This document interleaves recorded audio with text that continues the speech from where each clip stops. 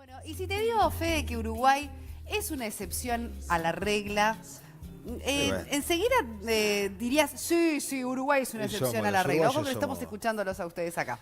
¿Dirías o no? Sí, bueno, después de comprender un poco el análisis que hace el colega Claudio Fantini, sí, tenemos una tenue virtud, en algunos sentidos. Vos decís, nos diferenciamos así del resto de los países, del mundo entero, somos únicos, somos inigualables. Bueno, no sé si somos únicos en el mundo entero, pero en la región tenemos algunos matices que, por lo menos, la foto de hoy en día genera una diferencia con lo que está pasando muy cerca de nosotros. Exactamente. Bueno, en realidad es mucho más interesante lo que vamos a hablar con Claudio Fantini, porque en realidad refiere a por qué Uruguay es excepción en esta caótica región, en lo que refiere sobre todo a su sistema y a su estructura política. Y lo interesante además es que él habla de la tenue virtud, por eso de que en realidad no somos agrandados los uruguayos, ¿no? No solemos hacer como mucho ruido de aquello que en realidad nos posiciona positivamente. Pero él lo va a explicar mejor que nadie porque es el autor, el reconocido periodista y politólogo Claudio Fantini. Muy bienvenido, un honor tenerlo, como siempre. Por favor, muchas gracias, Soledad y Federico, un gusto estar acá, así que soy el agradecido yo. Bien, bueno, además de hacer toda una reflexión sobre la posición de Uruguay en el contexto actual político, entrevistaste a Luis Alberto Lacalle, a Julio María Sanguinetti, a Tabaré Vázquez. Ya nos vas a contar sobre esas entrevistas también. Pero ¿por qué destacar a Uruguay en un libro, Fantini? Porque es muy importante para la región y para Uruguay, también para Chile. Yo creo que la excepcionalidad Uruguay la comparte con Chile.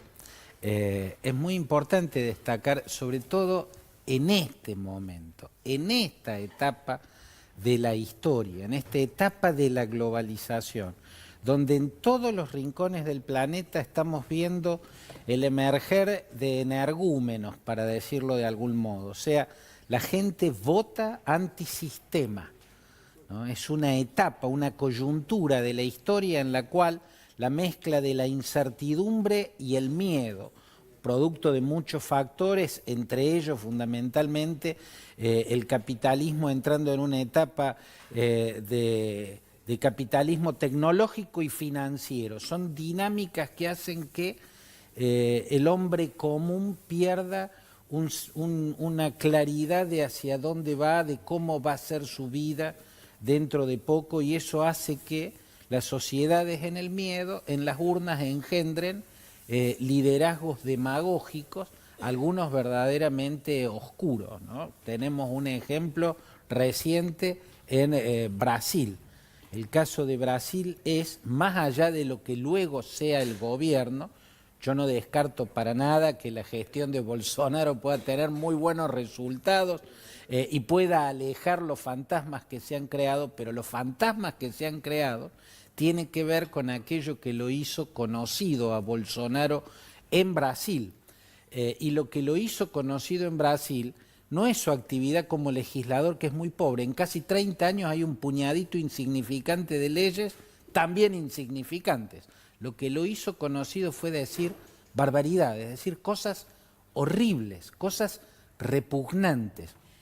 ¿Por qué una persona de esas características de repente puede ser la carta del triunfo en una elección? Bueno, esa es una clave del mundo de este tiempo, y en este tiempo, por la existencia de esas claves, es importante que los países que tienen una virtud sean muy conscientes de ellas.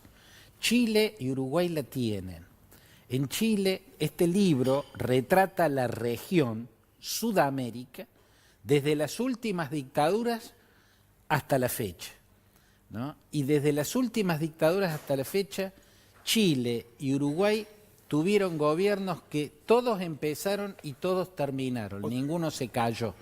Sí. O sea, y los uruguayos no tenemos conciencia de esto, y a su vez tampoco le damos el valor que debería de tener. Yo creo que lo que se produce en los países es cierto ensimismamiento, ¿no? Uno está tan metido en la situación de uno mismo que deja de entender que una forma de entenderse es teniendo en cuenta el entorno.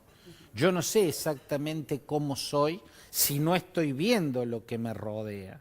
Si estoy absolutamente metido en mí mismo, pierdo una dimensión de mí mismo, porque mi forma de verme, mi forma de entenderme, es entendiendo mi alrededor. Y en ese sentido, a mí me da la impresión, viviendo en la Argentina, escribiendo para muchos medios de muchos lados, sobre todo de la Argentina, pero escribiendo también para medios del Uruguay. Yo escribo columnas en el diario El País, en el canal BTV, en Radio Sarandí, y veo por las redes que en Uruguay va creciendo una sugestión, ¿no? Es como que la toxicidad de la región está también entrando es permeable. al Uruguay. Claro. Ahora, antes de ir a esos peligros que digo, evidentemente acechan por estar en el medio de esa región convulsionada, ¿no?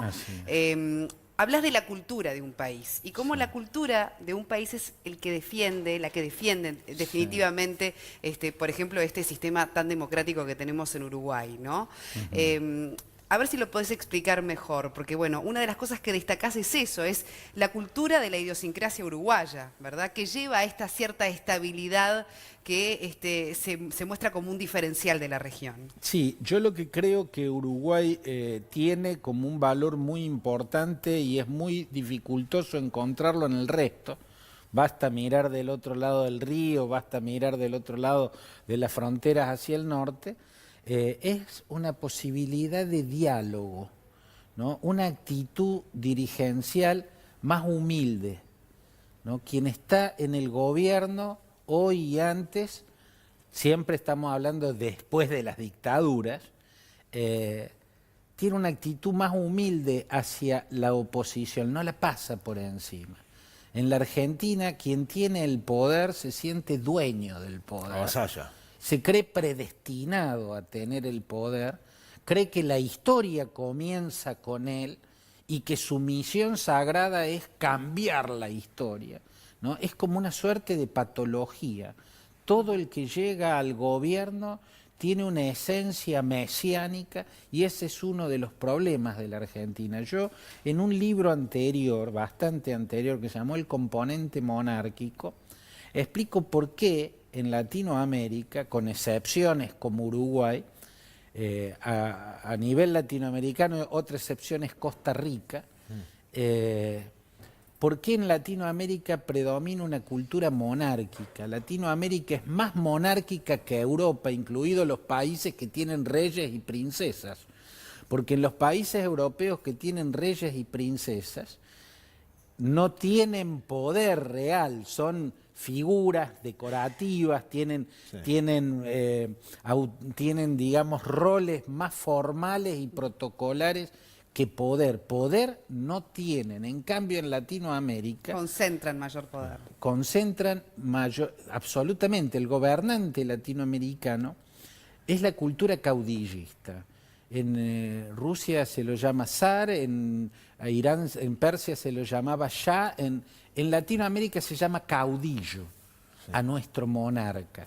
Pero monarca en el sentido real del término, en el sentido griego, en el que le dio, en el que describió Ulises en la Ilíada, cuando hace la primera descripción del monarca como el dueño del poder, eso es la política latinoamericana. Y Uruguay, por una cultura que está desde su origen, que es republicana y secular, estuvo mucho más preservada de ese monarquismo que culturalmente marca Latinoamérica, que de mi punto de vista mucho tuvo que ver Bolívar, mucho tuvo que ver el pensamiento de Bolívar, si bien en un momento fue claramente republicano y liberal, luego se fue tornando más monárquico. Uruguay estuvo preservado y hoy los rasgos que todavía son virtud y que están en peligro, si no hay una toma de conciencia, están en peligro, devienen de esa historia. Porque a propósito de ese peligro inminente, producto de también lo que está pasando en la región, yo pensaba, ¿no? De todas maneras, aquí en Uruguay hay un descrédito para con la clase política muy grande, para con toda la clase política, por parte de la sociedad.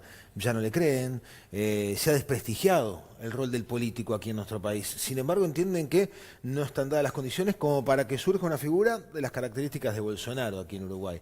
Es como un poco contradictorio ese descrédito que atraviesa precisamente el político uruguayo.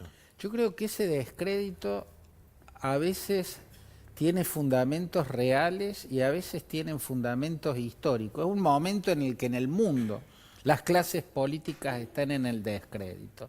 Viviendo en la Argentina es muy entendible por qué la clase política está en el descrédito. Salimos de un gobierno autoritario, monárquico, de un caudillismo avasallante y malo, y pasamos a un gobierno de un discurso vaporoso, insustancial, un mal gobierno también. Fallan unos, fallan los otros. La dirigencia en Uruguay no muestra, ni la que gobierna ni la opositora, ni la que gobierna ni la opositora, no muestran la decadencia que muestran las dirigencias políticas en otros países de la región. Pero en el mundo las clases dirigentes están desprestigiadas porque en esta etapa de la globalización, por lo que implica la aceleración de la tecnología, cuyo vértigo de cambio es cada vez más acelerado, viene el hombre de la incertidumbre, el hombre cuyo futuro es incierto. Nosotros somos hijos de gente que podía imaginar el futuro de sus hijos y el de sus nietos podía imaginar. Hoy nosotros no podemos imaginar nuestros propios futuros. Claro. No sabemos para qué nos va a servir el negocio que abrimos dentro de un par de años, el título universitario que tenemos, si ese conocimiento va a seguir vigente o va a haber caducado, si la empresa que estamos por abrir va a sobrevivir. O sea, esa incertidumbre permanente. No tenemos certezas, sabemos que es un cambio constante y permanente. Por eso votamos patear el tablero, ¿no? Y culpamos a dirigencias. En rigor,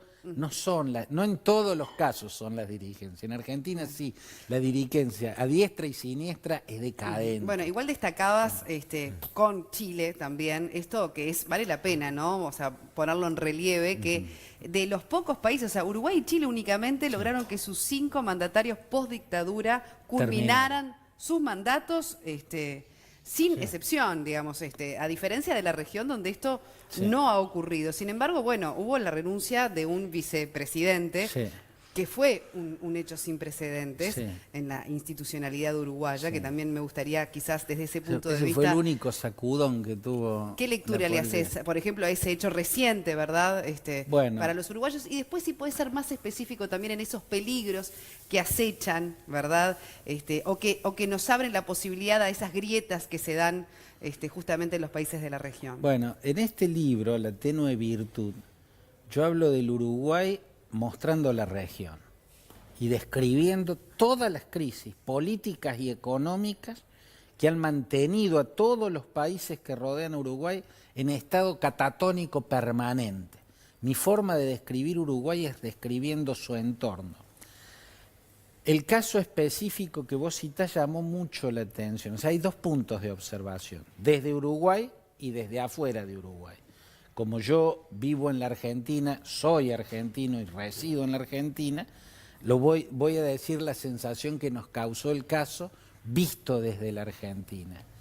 El caso, más allá de que se le pueda cuestionar a Sendik mal manejo de ANCAP. Sí, acá estamos hablando de la renuncia, ¿no? De un vicepresidente. El hecho que lo llevó a la renuncia, visto desde Argentina, es una muestra de la salud política y social del Uruguay, porque en Argentina un caso como ese no llegaba a recuadrito en un diario. O sea, el mal uso de una tarjeta corporativa o del uso para cuestiones personales. Puede ser, puede ser una discusión de un par de horas, puede ser, por eso, ¿no? Y en un par de programas de televisión, pero que llegue a la destitución en la Argentina no hubiera llegado, y salvo en Chile, en ningún otro país de la región hubiera llegado. Del mismo modo que la renuncia del hijo de Michelle Bachelet, cuando fue el caso de una supuesta preferencia en la cesión de créditos a la nuera de Michelle Bachelet siendo presidenta, bueno, en la Argentina eso no hubiera movido el amperímetro. Que en Chile lo haya movido provocando semejante sacudón y que el caso Sendik en Uruguay haya provocado semejante sacudón, es una prueba de salud política del Uruguay. No de decadencia, es exactamente lo contrario. Yo no estoy diciendo que no ameritara que eso ocurra, ¿no? Que se terminara en la destitución. No me estoy pronunciando al respecto. Estoy diciendo en el resto de la región no hubiera movido el amperímetro. Por lo tanto, que en Uruguay y en Chile la política se escandalice con situaciones que en otros países vecinos no escandalizan a nadie, bueno, es un síntoma de la salud política en ¿Y los Uruguay y en peligros Chile. cuáles son? Los peligros que yo veo es que la tendencia de las sociedades a partirse abruptamente, profundamente, y a mirarse como enemigos, al punto de no tolerar la opinión del otro, yo creo que está llegando a Uruguay. Creo que está llegando a todos los rincones del planeta. En Argentina le pusimos una palabra para denominarla, que a mí me parece muy gráfica, la grieta. ¿Qué es la grieta? Siempre hubo en la política River-Boca, digamos, ¿no? El peronismo, antiperonismo, peronistas y radicales, siempre. Pero la grieta, como la hemos conocido en lo que va del siglo XXI, es un fenómeno diferente. Es un fenómeno cuyo rasgo es el siguiente: las personas que quedamos enfrentadas tenemos los mismos valores, somos culturalmente y éticamente lo mismo. Sin embargo, quedamos enfrentadas al punto de no tolerar escuchar el argumento del otro. Por ejemplo, si en Sudáfrica uno era racista y otro no era racista, ahí hay una diferencia objetiva, profunda. Yo no puedo hablar con un racista porque me parece éticamente abominable.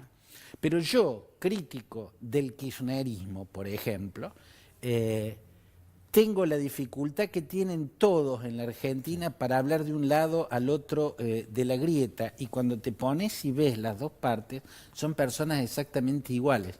No está la diferencia entre el racista y el antirracista, Es entre el nazi inminente y esa el grieta en demócrata. Uruguay, entonces. Es ¿Cómo? inminente esa grieta en Uruguay. ¿Y por qué? Además, producto no de digo que es la estrategia política de los líderes de nuestro país. Yo no digo que es inminente, lo que plantea la tenue virtud es que esta es la pandemia en el mundo, esta pandemia en Uruguay todavía no ha tenido el efecto catastrófico que ha tenido en los países que rodean a Uruguay, el resultado de la elección en Brasil, las derivas eternas pero vamos argentinas. camino a... Entonces, el tema es, como cuando uno sabe que hay una epidemia en la zona, tengo que saber de qué tengo que cuidarme. Claro, pero no está Es inmunizado. plantearles, A no lo que está voy es que, por inmunizado. ejemplo, cosas a tener atención, para poner atención, cuando se radicalizan discursos, ¿no? En una contienda electoral. Y también decías, las redes sociales son la nueva plaza pública, pero ¿qué pasa? Uno en las redes sociales, o mucha gente al menos, solamente sigue a los que piensan como uno. Ahí está uno Y de no los... los que piensan diferente. Entonces empieza a haber una situación que no sabe debatir, que no sabe discutir, ¿no? ¿Qué pasa Ahí con está esa una de lectura? las explicaciones de la grieta. ¿Por qué personas que tenemos los mismos valores, no se trata de un nazi y un demócrata, sino de personas que piensan más o menos y valoran más o menos del mismo modo las mismas cosas, y sin embargo quedan divorciados por una diferencia política que pasa a ser oceánica y que llegan al rasgo de que ninguna de las partes soporta ni mínimamente escuchar a la otra? No lo soporta. Eso es la grieta. Eso está en todos lados. La tapa del libro muestra la región agrietada, absolutamente agrietada. Eso es lo que hay que impedir en Uruguay. ¿Cómo? Defendiendo el diálogo. En las redes sociales hay grandes peligros. Yo, como explico en el libro, no se trata de criticar las redes sociales, sería como criticar el océano, algo absurdo. Las redes sociales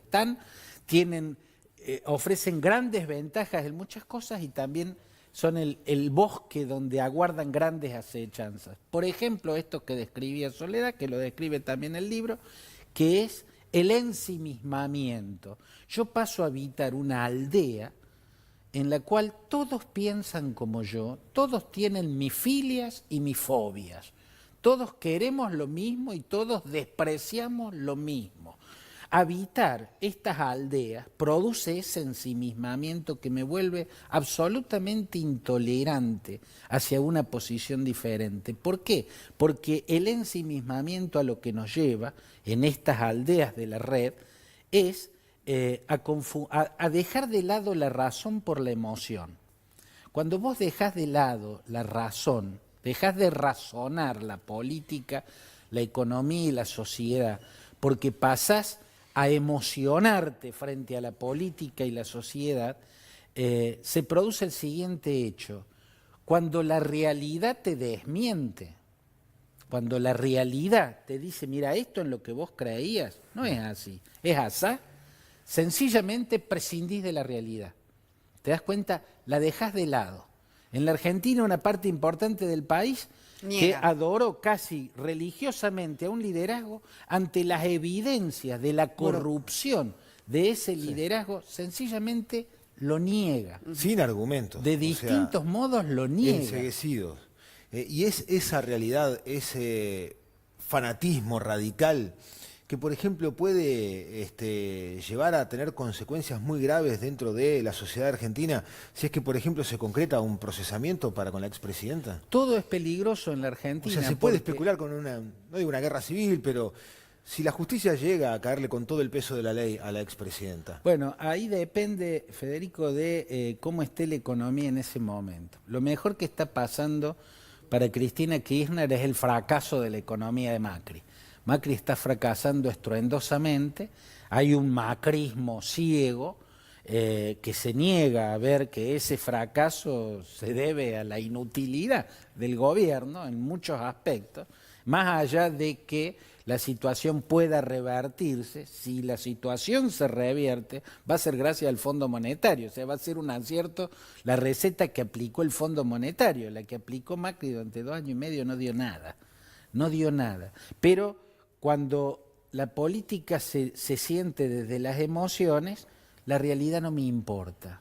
Prescindo de la realidad si la realidad me desmiente. Y acá está lo peligroso. Si la economía remontara, bueno, habrá que ver cómo lo vive la sociedad, hasta qué punto lo asigna a Macri o hasta qué punto sigue viendo el Macri un tremendo fracaso. Pero con la economía en una mejor situación, más sólida, con un ajuste cediendo espacio a un volver a poder consumir, a un volver a acceder a puestos de trabajo, la situación de una detención de Cristina no sería grave. Si a Macri le hubiera ido bien en la economía desde el primer momento, la situación de Cristina sería calamitosa, tendría un pie adentro de una celda.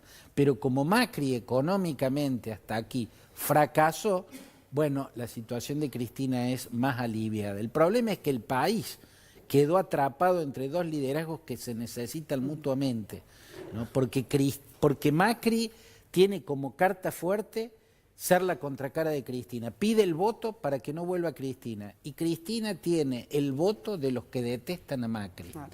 Acá se da una situación bien gráfico ahí. Pero que muestra la patología. Si me permiten una sola cosita. El amor a Macri, y hay sectores que aman a Macri, no son muy significativos numéricamente, pero los hay, es injustificado. Macri es un personaje insulso, con un discurso insustancial. No hay ninguna razón para enamorarse políticamente de Macri. El amor a Macri es una de las formas que adquiere el odio a Cristina. Hay gente que odia tanto a Cristina que se enamora de Macri. Interesante. Del mismo modo, hay quienes odian a Macri y lo describen como dictador, los kirchneristas. Bueno, el odio a Macri tampoco se justifica. Macri no es un dictador, no tiene nada que ver con eso. No da para odiarlo a Macri, ni para amarlo, ni para odiarlo. El odio a Macri es una de las formas del amor a Cristina. ¿Se dan cuenta? Bueno, en esas patologías está la Argentina, en esas patologías el Uruguay no ha caído, ¿no? Y de esas patologías es que Uruguay tiene que preservarse. En el libro has querido entrevistar, en realidad, a Luis Alberto Lacalle, a Julio María Sanguinetti, a Tabaré Vázquez, y también tu intención era hacerlo con Mujica, José sí, Mujica, que no te dio la entrevista. Sí. En primer lugar, contanos cuál fue la intención de convocar a estos expresidentes y presidente Tabaré Vázquez para hacerle las mismas preguntas, ¿verdad? La idea era un mismo cuestionario estandarizado a todos ellos. Y el porqué de la negación de Mujica. Bueno, Cuando es algo que además, recordemos, el libro, ¿verdad?, pone a Uruguay, digamos, en un lugar de privilegio, ¿no? sí, sí, lo destaco. Hablo de una tenue virtud, en contraposición al concepto milagro, ¿no? En el siglo XX se habló del milagro alemán, de los tigres asiáticos.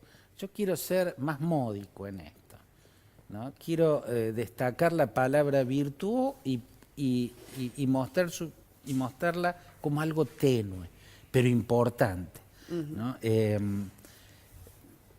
La idea de pedirle unas reflexiones a los presidentes sobre una serie de hechos y de personajes históricos era asomarnos un poco al pensamiento de quienes han estado en la presidencia en los años a los que se refiere este libro, o sea, desde el final de la última dictadura hasta la actualidad. Los 4 presidentes democráticos, todos accedieron, Mujica no, el libro incluso se demoró tratando de esperar a Mujica. ¿Cuáles fueron sus argumentos? Si lo podés contar. No, bueno, Están en el libro, pero... finalmente lo que se nos hizo decir a través de las personas con las que le hicimos llegar el pedido es que no participaba en una entrevista colectiva. O sea, porque eran, digamos, si la entrevista hubiese sido, deduzco yo, a él solo, tal vez hubiera estado, dado de cómo se nos vino la respuesta. O sea, la respuesta que se nos hizo dar era que, bueno, no le gusta, lo cual uno respeta absolutamente. Sí, me hubiera gustado tener esa respuesta desde un primer minuto, así no demorábamos el libro tantos meses, porque a mí me hubiera importado mucho que estén los 4. De todos modos, el libro vale con la reflexión de las presidentes, aunque fueron 4 y acá hay 3, porque esos 3 presidentes representan a cada una de las 3 fuerzas que gobernaron Uruguay. Uno del Frente Amplio, uno del Partido Colorado y uno del Partido Blanco. Por lo tanto, las 3 fuerzas que han gobernado están representadas. En la forma, el orden en el que están en la tapa del libro es porque quien la diseñó decidió que sea alfabético, ¿no es cierto? Pura y exclusivamente, por eso está primero arriba Lacalle, después Sanguinetti y después Tabaré Vázquez. Yo les agradezco a los 3 y particularmente al presidente Tabaré Vázquez, que estando en función presidencial, ¿no? O sea, con todas las haya tenido el gesto de responder un cuestionario que, bueno, nos ayuda a asomarnos un poco a la visión del mundo y de la historia que tienen los hombres que han gobernado el país en estos años, en los cuales Uruguay ha sido diferente al resto de la región, y para bien. Yo me quiero concentrar un poquito más en el panorama continental, ¿no? Y a propósito de la grieta, en donde uno puede quedar rehén de lo ideológico.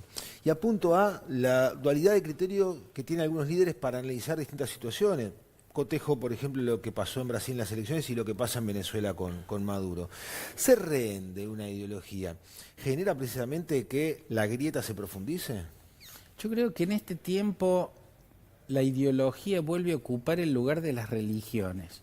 Hasta tal, por eso yo hablaba, y este libro habla de eso, de cómo en las redes sociales se produce el ensimismamiento, eso de habitar aldeas donde todos tienen nuestras mismas fobias y filias. Y se retroalimentan, además, de forma Entonces permanente. pasamos a no soportar al que piensa diferente, aunque sea igual que yo, en valores, lo mismo que yo, un familiar mío.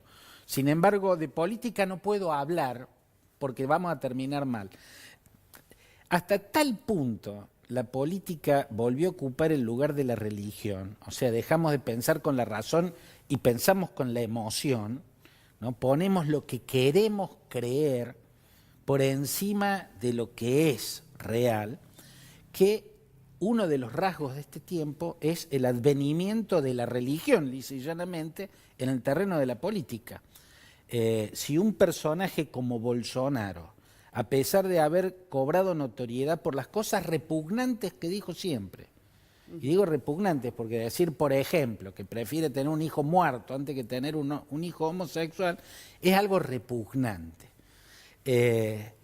Yo no sé cómo se hace para tener liderazgo moral sobre una nación cuando se tienen esos Coloca a Dios rasgos. en primer lugar en su discurso de Asunción, ¿no? Porque los partidos evangélicos, él siempre fue bastante ultracatólico, aunque sus posiciones son lo más anticristiana que hay, por lo menos el pensamiento que ha expresado respecto al otro, al diferente y a la vida de los demás, es lo menos anticristiano que hay. Pero quiero decir que él supo conciliar su creencia ultracatólica con el espíritu de las iglesias evangélicas que están volcadas al poder en Brasil y que son de posiciones extremistas, no solo en Brasil, en América Central las vamos a ver crecer, e incluso en el otro Uruguay del continente, además de Chile, que es Costa Rica. Costa Rica es un extraño paraíso de sensatez y de racionalidad, de pluralismo y de democracia, en un vecindario bastante salvaje a la hora de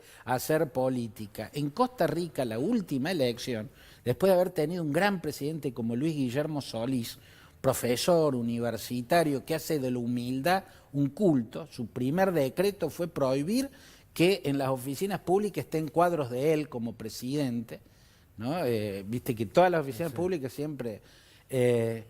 Después de Luis, a la primera vuelta la ganó un pastor evangélico de un discurso fundamentalista, un discurso retrógrado absoluto. Ganó la primera vuelta, Fabricio Alvarado. A la segunda vuelta, bueno, la sensatez se impuso, pero ahí nomás, en Costa Rica.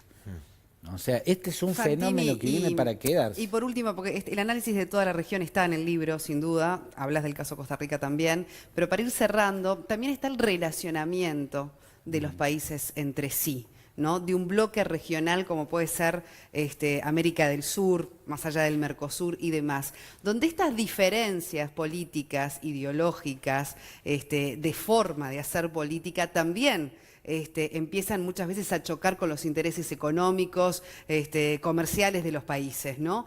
¿Cómo debería ser la ética o la vinculación de estas diferencias profundas que Uruguay, por ejemplo, puede tener para con sus vecinos, Brasil, por ejemplo, ¿no? Con Bolsonaro al frente, en el manejo de sus relaciones internacionales? Yo creo que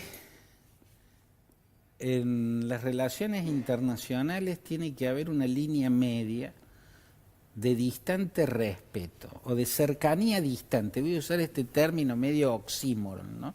Medio contradictorio, de cercanía distante. ¿A qué me refiero? Yo desconfié bastante de ese amiguismo que se dispensaban los líderes latinoamericanos hace algunos años atrás.